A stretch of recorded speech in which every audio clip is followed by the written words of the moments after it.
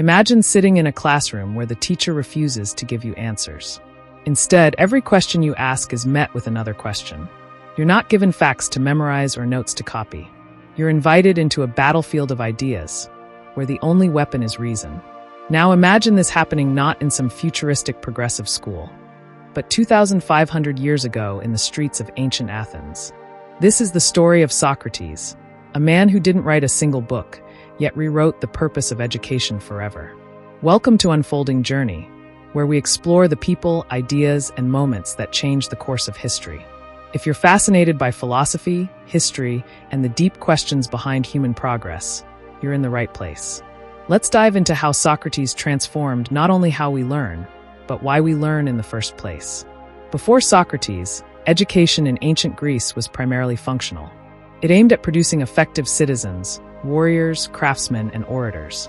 Young men, and only young men, learned grammar, music, gymnastics, and rhetoric. The goal?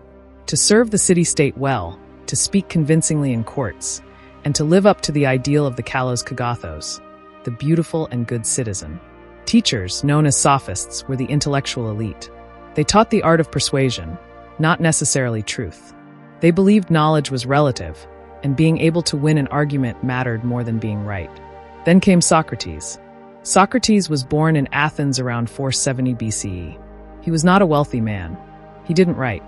Everything we know about him comes from the writings of his students, especially Plato. Socrates stood apart in almost every way. He wore the same tattered clothes, walked barefoot, and spent his days in the agora, the marketplace, pestering Athenians with questions. He wasn't interested in rhetoric, status, or profit. He wanted truth.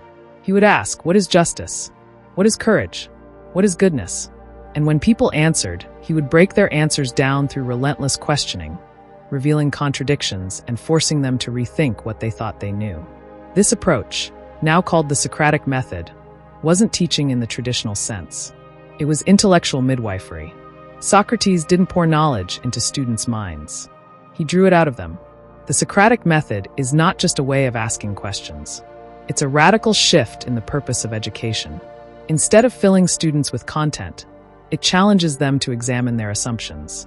Instead of seeking certainty, it teaches them to tolerate and even embrace doubt. Instead of conformity, it encourages personal inquiry. Socrates believed that knowledge begins with self-awareness, and self-awareness begins with questioning. The famous line, "The unexamined life is not worth living," wasn't just a moral statement. It was an educational philosophy. This method teaches students how to think, not what to think. And that made it dangerous. In 399 BCE, Socrates was put on trial in Athens. The charges? Corrupting the youth, not believing in the gods of the city. But underneath these accusations lay something deeper. Socrates was challenging the very foundations of Athenian education, values, and power. He exposed the ignorance of politicians, the shallow knowledge of sophists, and the complacency of citizens. He made people uncomfortable by showing them how little they truly knew. And in doing so, he made enemies. Rather than flee or recant, Socrates chose to accept his punishment, death by drinking hemlock. In his final moments, he remained committed to his method. He continued to question, to reflect, and to teach, even from his prison cell. Though Socrates died, his ideas lived on through his students, especially Plato, who went on to found the academy. In Plato's writings, we see Socrates as a relentless questioner, a seeker of deeper truths. Plato took Socratic questioning and fused it with metaphysics, creating a foundation for Western philosophy. Then came Aristotle, Plato's student, who formalized logic and inquiry even further. And from there, the torch passed down through the centuries, influencing Christian theologians, Enlightenment thinkers, modern educators, and even the foundations of liberal democracy. But perhaps Socrates' greatest legacy is in education. Think about how we teach today, at least when it's done well. Encouraging open discussion, asking students to question assumptions, teaching critical thinking over memorization, focusing on understanding rather than repetition. These are Socratic ideals. In law schools, students are grilled using the Socratic method. In philosophy classes, students are taught to challenge arguments. In leadership training, ethical dilemmas are explored through Socratic dialogue. Even in therapy, techniques like Socratic questioning help clients unpack hidden beliefs. All of this traces back to one man, who didn't charge for his teachings, didn't publish a word, and died for his ideas. In an age of information overload, algorithmic thinking, and polarized opinions, the Socratic approach is more vital than ever. We are taught what to think, by schools, by media, by culture. But who teaches us how to think? Who teaches us to sit with uncertainty, to welcome the discomfort of not knowing?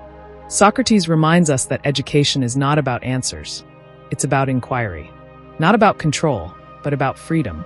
Not about success, but about wisdom. He teaches us that education is a lifelong process of self-examination. And that might be the most revolutionary idea of all. Socrates redefined education. From instruction to dialogue. From information to introspection. From memorizing facts to seeking truth. His influence is everywhere. In our universities, our methods of debate, our frameworks of law, and even in our personal journeys of growth. But perhaps the greatest tribute we can offer Socrates is not in words, but in questions. So ask yourself, why do I believe what I believe? What does it mean to live a good life? What is my purpose in learning? And if you don't yet know the answers, congratulations. You're thinking like a true Socratic. We hope it challenged you, inspired you, or maybe just made you a little more curious. If you enjoyed this video, don't forget to like, share, and subscribe to our channel. We have more episodes coming up that dive into the lives and ideas that shaped humanity. Until then, keep questioning, keep learning, and stay curious.